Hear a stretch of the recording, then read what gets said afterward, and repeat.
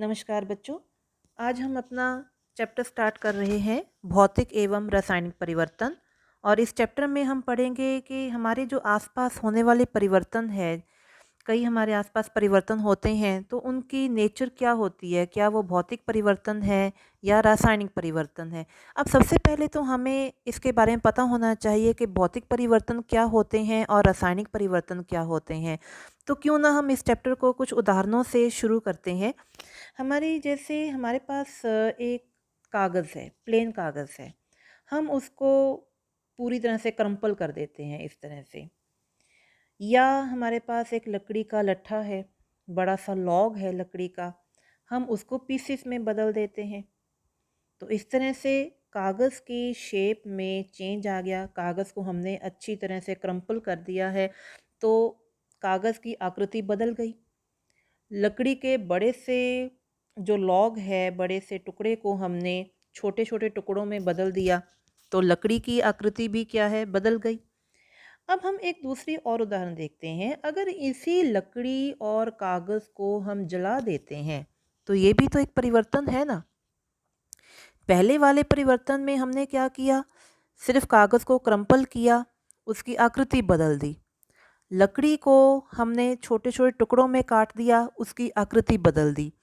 लेकिन इस प्रक्रिया में हमने इन दोनों चीज़ों को जला दिया, तो अब भी तो परिवर्तन हुआ लकड़ी और कागज़ में। लेकिन अब जो परिवर्तन हुआ, क्या वो पहले वाले परिवर्तन के साथ मिलता-जुलता है? बिल्कुल भी नहीं, क्योंकि जब हमने लकड़ी को जला ही दिया, कागज़ को जला ही दिया, तो वो तो बिल्कुल ही ख़त्म हो गए।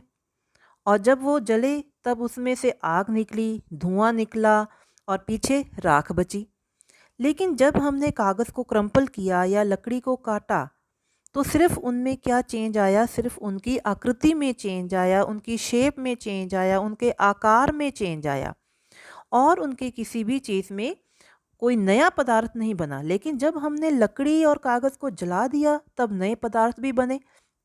जैसे लकड़ी को जलाने से या कागज़ को जलाने से आग पैदा हुई, धुआँ पैदा हुआ, राख पीछे बची। तो ये जो आग, धुआँ और राख है, ये नए पदार्थ हैं ना। लेकिन जब हमने कागज़ को क्रम्पल किया था या लकड़ी को काटा था, तब नया पदार्थ तो कोई नहीं बना था। वही कागज़ क्रम्पल हुआ हुआ था। अगर हम उसको बिल्कुल वापस खोल लेंगे तो वो भी आकृति भी बिल्कुल हमें कागज़ ही वापस मिलेगा।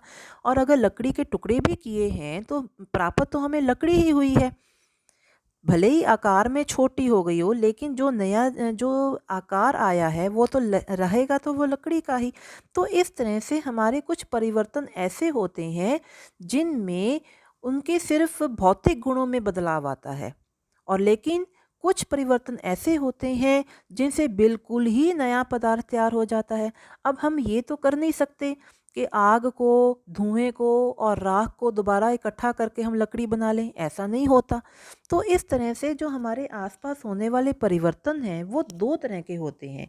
एक जिसमें सिर्फ उनके भौतिक गुणों में परिवर्तन हो, और दूसरा वो परिवर्तन जिसमें एक नया पदार्थ तैयार हो जाता है। हम उन्हें क्या कहते हैं, रासायनिक परिवर्तन कहते हैं। तो चलिए हम सबसे पहले शुरू करते हैं, भौतिक परिवर्तन की बात करते हैं कि भौतिक परिवर्तन वो परिवर्तन होते हैं जिनमें किसी भी वस्तु के केवल भौतिक गुणों में परिवर्तन होता है। जैसे पदार्थ के आकार, माप, रंग और अवस्था जैसे गुण उसके भौतिक गुण कहलाते हैं। और अगर इन गुणों में कोई परिवर्तन होता है, वह परिवर्तन जिनमें किसी पदार्थ के भौतिक गुणों में परिवर्तन हो जाता है, भौतिक परिवर्तन कहलाता है। और ये आम तौर पर हम क्या होते हैं, उत्क्रमणीय मीन्स वापस हो जाते हैं, वापस बदल जाते हैं। जैसे आपने कागज़ को क्रम्पल किया, अगर क्रम्पल किए हुए कागज़ को आप वापस खोलना शुरू करेंगे तो सिर्फ सिलवटें आएंगी, लेकिन कागज़ हमारा वापस वैसा का वैसा खुल जाएगा। अगर जैसे आपने आटा गूँथा हुआ है, पेड़ा बनाया, फिर रोटी बेल ली उससे और उसी रोटी को वापस आपने फिर से पेड़ा बना लिया, तो आपने आटे को किस में बदला था? उसकी सिर्फ़ आकृति ही तो बदली थी। तो इस तरह का जो परिवर्तन है, वो क्या होगा? भौतिक परिवर्तन। लेकिन जब आपने रोटी को सेंक लिया, तब तो हम उसको वापस पेड़ा बनाने की कोशिश करें, वो तो नहीं बनेगा ना। तो वो जब आपने रोटी को सेक लिया है, उसके बाद उसमें क्या हो जाएगा, रासायनिक परिवर्तन हो जाएगा। तो इस तरह के जो परिवर्तन जिसमें केवल भौतिक गुणों में परिवर्तन होता है, हम उसे क्या कहते हैं, भौतिक परिवर्तन कहते हैं। तो ये ऐसे परिवर्तनों में कोई नया पदार्थ नहीं बनता है। लेकिन दूसरी तरफ जब हमने लकड़ी को जलाया, वो एक रासायनिक परिवर्तन था, उसमें नए पदार्थ भी बने थे। जैसे उसमें से आग की लपटें पैदा हुई, उसमें से धुआं पैदा हुआ और उसके पीछे आपको राख भी बच गई। तो इस तरह के परिवर्तन जिनमें एक नया पदार्थ पैदा हो जाता है, हम उनको क्या कहते हैं, रासायनिक परिवर्तन।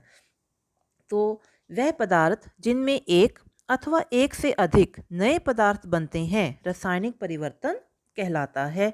रासायनिक परिवर्तन को रासायनिक अभिक्रिया भी कहते हैं।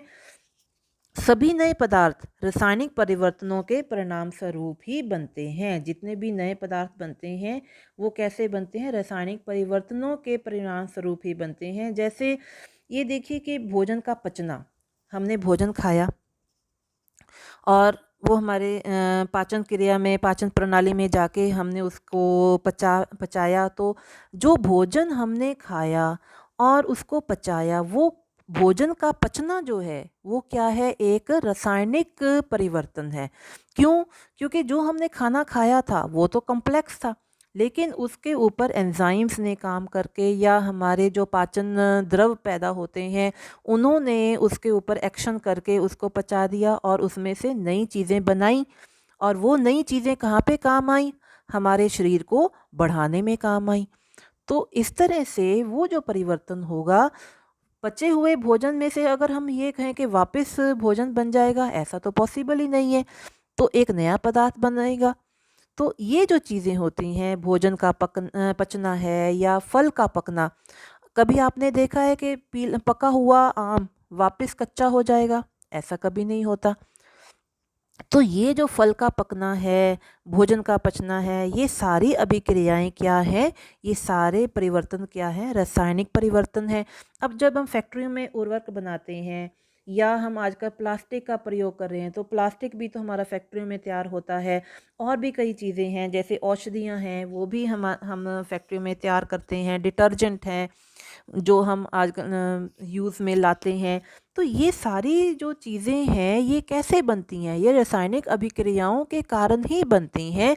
तो ये जो सारे परिवर्तन होते हैं, इनको बनाने के लिए औषधि बनाई है तो उसमें कुछ कई कई किस्म के केमिकल मिलाए होंगे, कई किस्म के रसायन मिलाए हैं जिसके कारण वो औषधि बनी है। उर्वरक हैं तो उसमें हमने कुछ ना कुछ मिलाया है, कुछ एलिमेंट्स मिलाए होते हैं, कुछ तत्व मिलाए होते हैं, तो उस वजह से उर्वरक तैयार होते हैं। तो ये जो सारे जी चीज़ें हैं, औषधियाँ हैं, प्लास्टिक है, डिटर्जेंट हैं, उर्वरक हैं या फैक्ट्री में बनने वाली जितनी भी चीज़ें हैं, वो सभी क्या है, रासायनिक परिवर्तनों के परिणाम स्वरूप ही बनती हैं। तो अब हम देखते हैं कि रासायनिक परिवर्तन की हमें पहचान कैसे होती है कि ये रासायनिक परिवर्तन हो रहा है या ये भौतिक परिवर्तन हो रहा है। सबसे पहली पहचान तो ये होती है कि रासायनिक परिवर्तनों में एक नया पदार्थ बनेगा, लेकिन भौतिक परिवर्तन में नया पदार्थ नहीं बनता। जो भी बनेगा उसमें उसके सिर्फ जो प्रवृत्ति है वो तो बिल्कुल वैसी ही रहेगी, सिर्फ उसकी आकृति में चेंज आ जाएगा, उसके माप में चेंज आ जाएगा, उसके आकार में चेंज आ जाएगा या उसके रंग में चेंज आ जाएगा। तो ये जो परिवर्तन होते हैं इसको हम क्या कहते हैं, भौतिक परिवर्तन कहते हैं। लेकिन जब कोई नया पदार्थ बन जाता है तब हम उसे क्या कहते हैं, रासायनिक परिवर्तन कहते हैं। जैसे यहाँ पे देखिए ऊष्मा निकली। अब जब हमने लकड़ी और कागज़ को जलाया था तब उसमें ऊष्मा भी तो निकलती है ना। और फिर एक सबसे बड़ी उदाहरण आपकी ऊष्मा निकलने वाली क्या है, जब आप चूने को पानी में मिलाते हो तो बर्तन कितना गर्म हो जाता है। जिस बर्तन में हम इन दोनों चीज़ों को मिलाते हैं बुलबुले निकलते हैं। और जो वेसल है या जो बर्तन है जिसमें हम चूना घोलते हैं कली करने के लिए, तो वो भी बर्तन गर्म हो जाता है। तो वहाँ पे भी क्या है, जब ऊष्मा निकल रही है और बबल्स मीन्स बुलबुले निकल रहे हैं, तो वो भी क्या बनेगा, रासायनिक परिवर्तन बनेगा। प्रकाश निकलता है, जब हम किसी को जलाते हैं, किसी वस्तु को जलाते हैं तो उसमें से आग निकलती है, वो भी तो एक प्रकाश का रूप है। तो प्रकाश निकलता है, ऊष्मा निकलती है, या कोई अन्य पदार्थ या विकिरण कोई और निकल रही है, जैसे धुआं वगैरह निकलते हैं। तो ये सारी चीज़ें क्या होती हैं, ये रासायनिक परिवर्तनों के इंडिकेशन है। हमें इसमें से इसकी सहायता से पता चलता है कि हाँ, यहाँ पे रासायनिक परिवर्तन हो रहा है। अब जैसे रासायनिक परिवर्तन के होने से ध्वनि पैदा होती है। ध्वनि कैसे, देखिए, जब हम पटाखा चलाते हैं, पटाखे में से क्या आता है, प्रकाश भी निकलता है, धुआं भी निकलता है और साथ में ध्वनि भी पैदा होती है। तो जब कोई रासायनिक परिवर्तन होगा तब उसमें से ध्वनि भी पैदा हो सकती है। या हम ये कहें कि गंध में परिवर्तन होता है। अब गंध में परिवर्तन कैसे, अब जैसे खाना पड़ा है, आपका खाना पड़ा ही रह गया, कंज्यूम नहीं किया, आप लोगों ने खाया नहीं, आपने उसको रख दिया, और रखने के बाद आपको कुछ टाइम बाद या आप अगले दिन ही देख लें, तो आपको उस भोजन में से एक तरह की सड़ान सी स्मेल आनी शुरू हो जाती है, गंदी सी स्मेल आनी शुरू हो जाती है। तो आपको ये पता चल जाता है खाना खराब हो गया, अब खाने के लायक नहीं है। तो वो भी जब खाने में इस तरह से गंध आनी शुरू हो जाए, खाना खराब हो जाए, तो उसको भी, वो भी क्या होता है, एक तरह का रासायनिक परिवर्तन है।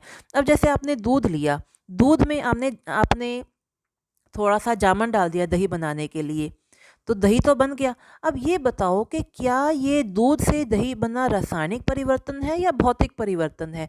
अब सबसे पहले तो आप इसका जवाब देने के लिए पहले तो ये सोचो, क्या दही से वापस दूध बन जाएगा? नहीं बनेगा ना। तो इसका मतलब पहले, सबसे पहले तो यही आ गया कि अगर दही से वापस दूध नहीं बन रहा है, तो इसका मतलब जो दही है वो एक नया पदार्थ है। दूध में से जो दही बनाया है, दही एक नया पदार्थ है। तो नया पदार्थ कब बनेगा? जब रासायनिक परिवर्तन होगा। तो इसलिए जो दही का जमना है वो भी हमारे पास क्या है? रासायनिक परिवर्तन है।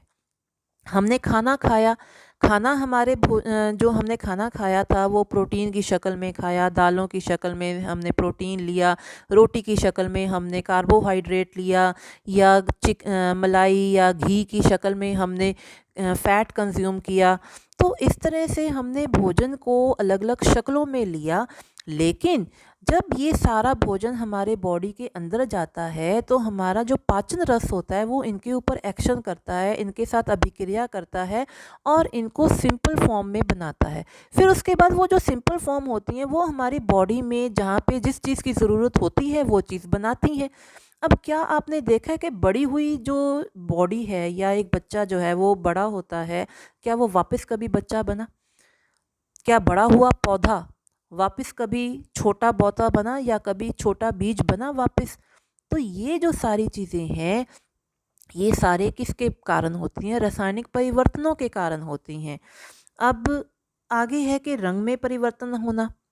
रंग में परिवर्तन होना कैसे? आपने सेब काटा, सेब काटने के बाद आपने उसको कुछ टाइम के लिए रख दिया, आपने देखा कि सेब के रंग जो है वो बदल जाता है, तो ये रंग में परिवर्तन हो गया। तो ये भी क्या है? रासायनिक परिवर्तन होने का एक इंडिकेशन है। किसी गैस का बनना। अब कोई गैस कैसे? जब आपने लकड़ी को जलाया, कागज़ को जलाया, तब उसमें से धुआं निकला। धुआं क्या है? कार्बन डाइऑक्साइड गैस है, या कार्बन मोनोऑक्साइड गैस भी हो सकती है उसमें, या उसमें नाइट्रस ऑक्साइड भी हो सकती है, सल्फ़र डाइऑक्साइड गैस भी हो सकती है। अगर फॉसिल फ्यूल जलाते हैं तब उसमें ये सारी चीज़ें होती हैं। तो इस वजह से जो नई गैस बनती है वो भी किसके कारण होती है? रासायनिक परिवर्तनों के कारण होती है। जैसे ही अब मैं आपको ये दिखाती हूँ कि आपने लकड़ी को जलाया, धुआं निकला, प्रकाश निकला, पीछे राख छूटी, तो ये क्या है? रासायनिक परिवर्तन है। और एक एग्जांपल अब ये हमने अभी देखी थी, मैंने आपको बताई थी कि आपने सेब को काट के रखा, कुछ टाइम बाद जब आपने देखा कि सेब की हालत ऐसी होती है, तो क्या हम इस लेयर को हटा सकते हैं? क्या ये वापस वैसा फ्रेश हो सकता है? नहीं हो सकता, हमें ऊपर से काटना पड़ता है। ऊपर ऊपर वाली लेयर जो होती है वो वायु के साथ अभिक्रिया कर लेती है, क्योंकि सेब में लोहे की मात्रा होती है, लोह होता है, लोह के तत्व होते हैं। और वो जो लोह के तत्व होते हैं वो वायु के साथ अभिक्रिया करके, क्योंकि वायु में जो है मॉइस्चर भी होता है, तो उसके साथ वो अभिक्रिया करके लोह ऑक्साइड बना देता है। और लोह ऑक्साइड जिसको हम आम आम भाषा में अगर हम लोहे के ऊपर लगा होगा तो वो उसको ज़ंग कह देते हैं। तो एक तरह का वो इस तरह से इसके ऊपर ज़ंग का रंग आ जाता है। तो ये जो होता है ये एक सेब का रंग किस लिए बदलता है, क्योंकि जो सेब में लौह तत्व होते हैं वो वायु के साथ अभिक्रिया करके लौह ऑक्साइड बना देते हैं। और लौह ऑक्साइड का रंग जो होता है वो भूरा सा होता है, इसलिए जो सेबों का रंग होता है वो बदल जाता है। उसी तरह से पेड़ है, ये एक बीज निकला मिट्टी में से, प्रकाश संश्लेषण किया, प्रकाश संश्लेषण करके वो जो पौधा है वो बड़ा होना शुरू हुआ। लेकिन कभी आपने देखा है कि बड़ा हुआ पौधा कभी वापस बीज बनेगा? कभी नहीं बनता। तो इसका मतलब प्रकाश संश्लेषण करके जो वो अपनी वृद्धि कर रहा है तो वो भी क्या है, एक रासायनिक परिवर्तन है। तो प्रकाश संश्लेषण भी क्या होगा, रासायनिक परिवर्तन होगा। उसी तरह से एक बच्चा है, वो पूरी तरह से बड़ा होकर एक पूरा आकार ले लेता है, पूरे मनुष्य का आकार ले लेता है। तो क्या कभी आपने मनुष्य को रिवर्स बच्चा बनते देखा है? कभी नहीं देखा। तो ये भी क्या हो गया, एक रासायनिक परिवर्तन है। अब यहाँ पे एक मोमबत्ती की एग्जांपल लेते हैं। मोमबत्ती की जब जब हम मोमबत्ती को जलाते हैं तब इसमें दोनों परिवर्तन हो रहे हैं, रासायनिक परिवर्तन भी हो रहा है, भौतिक परिवर्तन भी हो रहा है। रासायनिक परिवर्तन कैसे? जब आपने मोमबत्ती को जलाया, आग निकली, मीन्स प्रकाश निकला, धुआं भी निकलता है, ऊष्मा भी निकलती है। तो ये जो चीज़ है, आग के जलने से मोम जलती है, मोम जल के धुआं निकालती है, प्रकाश निकालती है, ऊष्मा निकालती है, तो नए पदार्थ तैयार हो रहे हैं ना। तो ये क्या हो गया, रासायनिक परिवर्तन हो गया। लेकिन उस ऊष्मा के कारण मोम पिघलती भी तो है। जो पिघल रही मोम है हम उसको वापस इकट्ठा करके हम एक नई मोमबत्ती बना सकते हैं ना। तो इस वजह से जो मोम का पिघलना है वो तो भौतिक परिवर्तन हो गया, क्योंकि पिघली हुई मोम को हम एक नई आकृति देकर वापस एक मोमबत्ती तैयार कर सकते हैं। लेकिन मोम का जलना वो एक रासायनिक परिवर्तन है। क्यों? क्योंकि उसके दौरान प्रकाश भी पैदा हो रहा है, धुआं भी पैदा हो रहा है, ऊष्मा भी पैदा हो रही है, जो नए पदार्थ हैं। और यही जो नए पदार्थों का बनना है, ऊष्मा का पैदा होना, प्रकाश का पैदा होना, धुएं का पैदा होना या किसी गैस का पैदा होना, ये रासायनिक परिवर्तनों के ही इंडिकेशंस हैं। लेकिन जो पिघली हुई मोम है, जब हम उस पिघली हुई मोम को इकट्ठा करके एक नई मोमबत्ती तैयार कर लेंगे या एक उसको नई आकृति, दिए की आकृति दे देंगे, लेकिन उसमें वापस वो भी जलना शुरू हो जाएगी, तो वो क्या हो जाएगा, वो एक भौतिक परिवर्तन है। ठीक है। अब इसको हम अवस्थाओं को चेंज होता देखने के लिए एक फ्लो चार्ट देखते हैं पानी का। आपने क्या किया, आपने एक बाउल में बर्फ़ ले ली।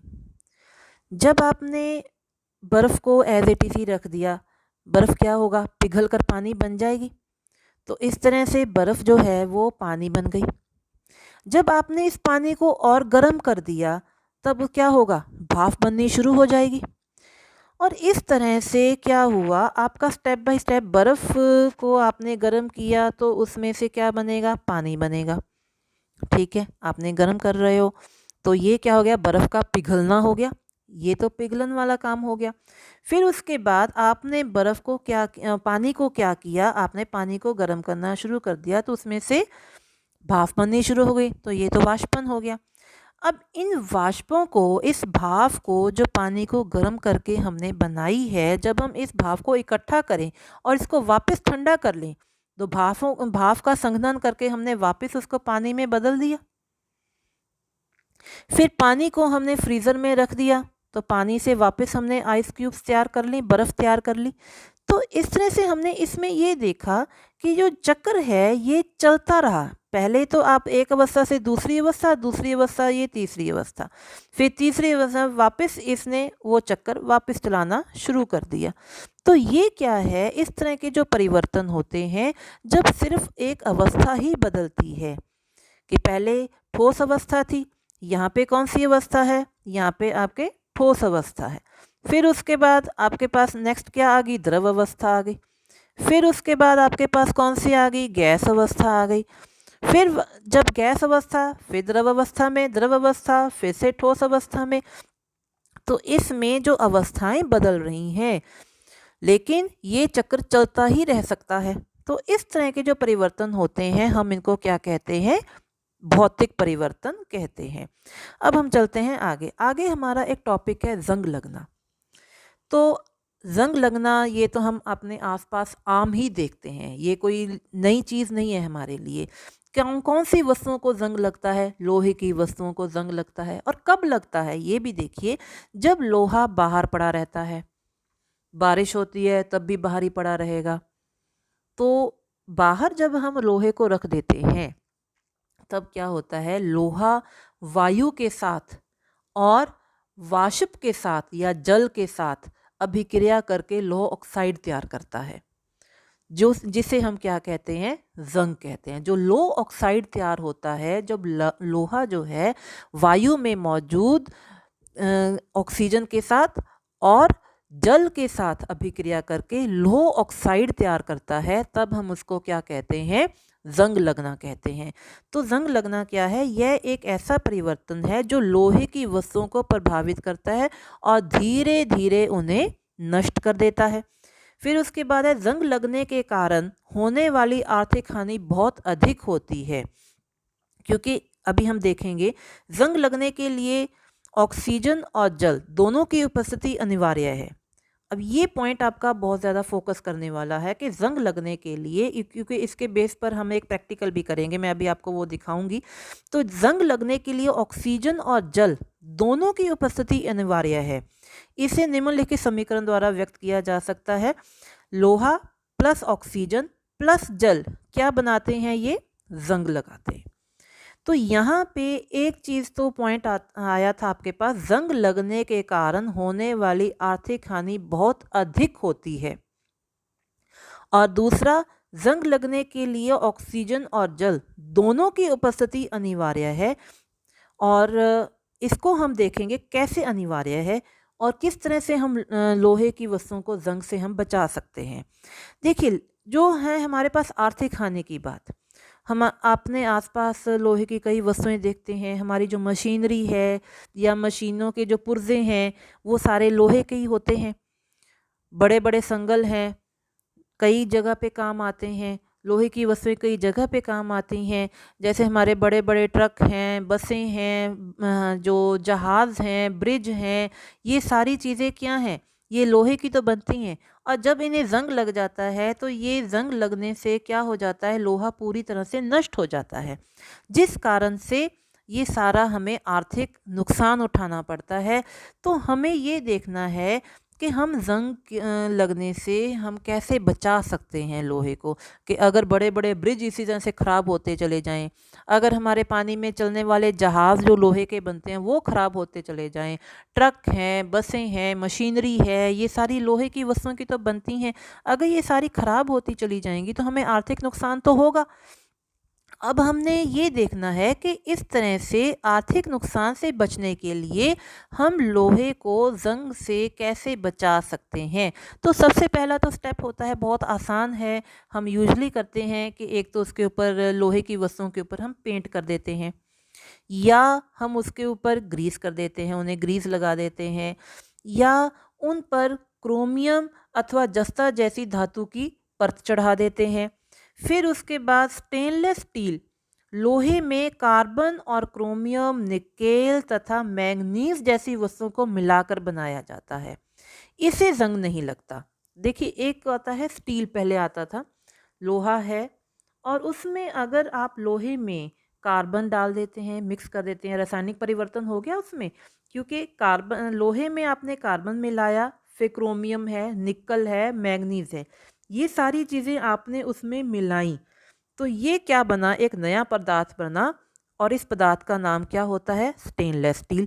और इस स्टेनलेस स्टील को हम देखते हैं कि ज़ंग नहीं लगता है। तो आपने इसमें 2 तरह की प्रक्रियाएँ देखी ज़ंग से रोकने के लिए, और उनमें से एक तो है लोहे की वस्तुओं के ऊपर पेंट लगाना और उन्हें ग्रीस करना।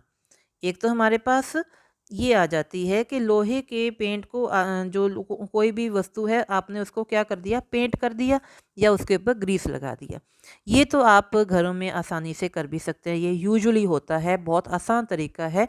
दूसरा तरीका होता है इनके ऊपर परतें चढ़ाना या एक नया पदार्थ तैयार कर लेना। परत चढ़ाना कैसे, कि लोहे की वस्तु के ऊपर आपने क्रोमियम की परत चढ़ा दी या आपने जस्ते की परत चढ़ा दी। तो उससे क्या होगा, लोहा का जो लोहा है उसका बाहर, क्योंकि लोहे को जंग लगने के लिए आपके पास 2 चीज़ें होना ज़रूरी है। लोहे का संपर्क किसके साथ होना ज़रूरी है, ऑक्सीजन के साथ होना ज़रूरी है और जल के साथ होना ज़रूरी है। लेकिन जब आपने लोहे के ऊपर क्रोमियम की परत ही चढ़ा दी या जस्ते की परत ही चढ़ा दी, तो वो संपर्क नहीं हो पाता ना लोहे का वायु के साथ या जल के साथ, तो लोहा अंदर जंग से बच जाता है। और दूसरा तरीका आपके पास रासायनिक अभिक्रिया करके, एक रासायनिक परिवर्तन करके लोहे में थोड़ा सा कार्बन मिलाकर, क्रोमियम मिलाकर, निकेल मिलाकर, मैग्नीज मिलाकर आपने एक नया पदार्थ तैयार कर लिया, स्टेनलेस स्टील। और इस स्टेनलेस स्टील के को जंग नहीं लगता है। तो आपके पास 2 मेन तरीके आ गए। अब यहाँ पे इन तरीकों का जो कारण है वो क्या है, इसको कारण को समझते हैं। देखिए, इसके लिए आपके पास एक प्रैक्टिकल है। हमारे पास आप ये पहले इस टेस्ट ट्यूब को देखो, परख नली को देखो। इसमें लोहे की कीलें डाली हुई हैं, पानी भी डाला हुआ है और पानी पूरी तरह से कवर्ड नहीं है, मीन्स जो कीलें हैं वो पूरी तरह से पानी से ढकी हुई नहीं है। तब इस केस में आपके पास क्या दिखाई दे रहा है कि लोहे को पानी भी मिल रहा है, वायु भी मिल रही है, दोनों चीज़ें मिल रही हैं, जिस वजह से लोहे को जंग लग गया। तो लोहे को जंग लगने के लिए हमने क्या पढ़ा था, 2 चीज़ों का होना उसके लिए ज़रूरी है। लोहे का संपर्क में आना, किसके संपर्क में आना, एक तो ऑक्सीजन के मीन्स वायु के संपर्क में आना, और दूसरा किसके संपर्क में आना, पानी के संपर्क में आना, जल के संपर्क में आना। अगर लोहे को ये दोनों चीज़ें मिल रही हैं तब क्या होगा, जंग लगेगा। क्लियर। लेकिन दूसरी पिक्चर में देखिए, ये दूसरी आपकी टेस्ट ट्यूब है, दूसरी परख नली है। इसमें जो कीलें हैं उनको हवा तो मिल रही है, क्योंकि टेस्ट ट्यूब ऊपर से ओपन है, हवा तो मिल रही है, वायु के संपर्क में तो है, लेकिन उसको पानी नहीं मिल रहा है, जल नहीं मिल रहा है।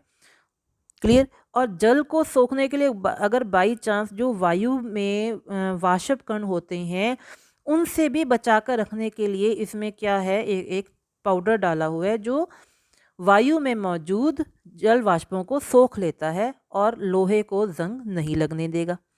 अब ये तीसरी पिक्चर देखिए, इसमें आप ये देखेंगे कि जो टेस्ट ट्यूब है उसमें लोहे की कीलें तो डाली हुई हैं, यहाँ तक वो पानी से भी ढकी हुई हैं, लेकिन इसके ऊपर ये जो लेयर है ये किसकी है, ये तेल की या घी की या ग्रीस की। ठीक है, इसके पानी के ऊपर एक लेयर डाल दी हुई है, तेल की डाल दी है या ग्रीस की डाल दी है, जिस वजह से अब वायु का संपर्क सीधा इस पानी के साथ या लोहे के साथ नहीं है, और जो तेल है, तेल की जो लेयर यहाँ पे जो भरी हुई है वो वायु का संपर्क इन लोहे की कीलों के साथ नहीं होने दे रही है।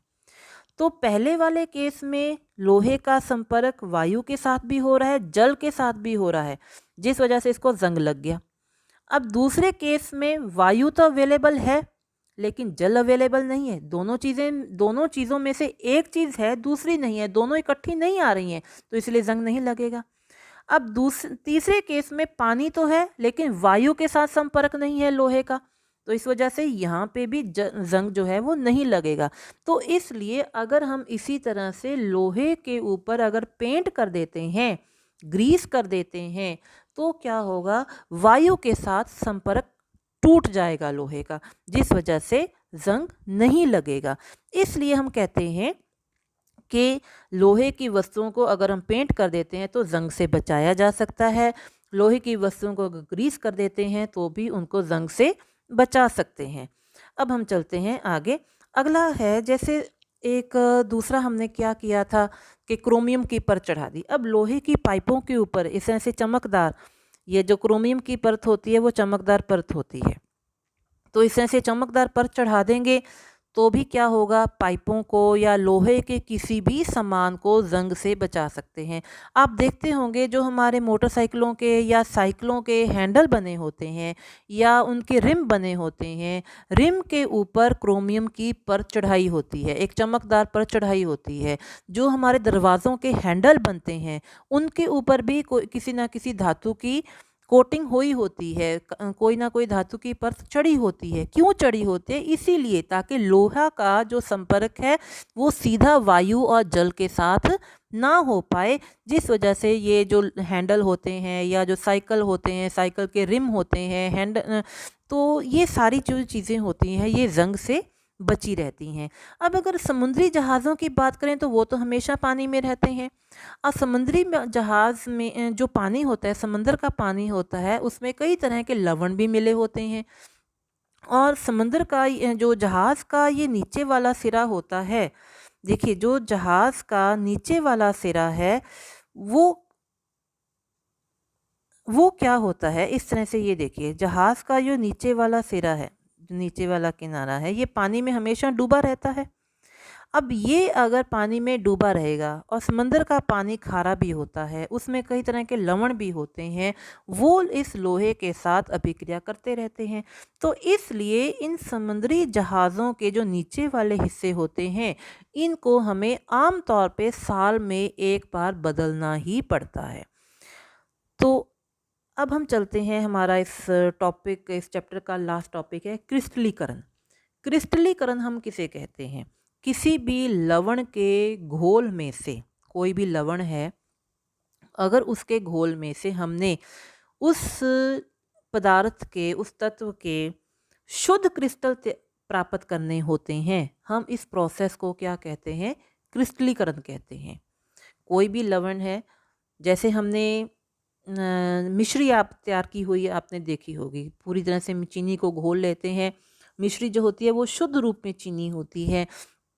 जब उसको पूरी तरह से घोल लेते हैं तब हम क्या करते हैं, में धागा जो जिस बर्तन में घोला होता है चीनी को, अच्छी तरह से गर्म पानी को गर्म कर कर के हम उसमें घोलते रहते हैं और तब तक घोलते हैं जब तक उसमें वो चीनी जो है वो घुलनी बंद ना हो जाए। तो फिर उसके बाद उसमें धागे डाल देते हैं। तो धागों के आसपास जो मिश्री होती है या जो चीनी के क्रिस्टल होते हैं वो सारे जुड़ने शुरू हो जाते हैं, जिसको हम बाद में इकट्ठा जब करते हैं तब उसको मिश्री का नाम दे देते हैं। तो धागा मिश्री आपने देखी होगी, वो इसी तरह से तैयार होती है।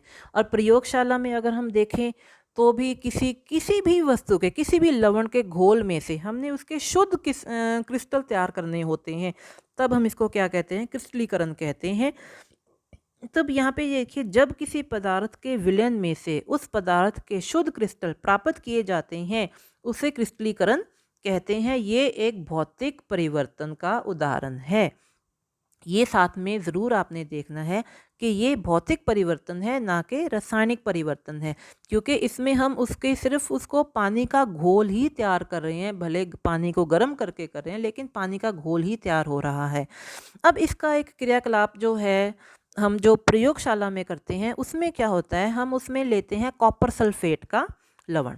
तो कॉपर सल्फेट के लवण को हम लेते हैं, उसको पानी में घोलना शुरू कर देते हैं।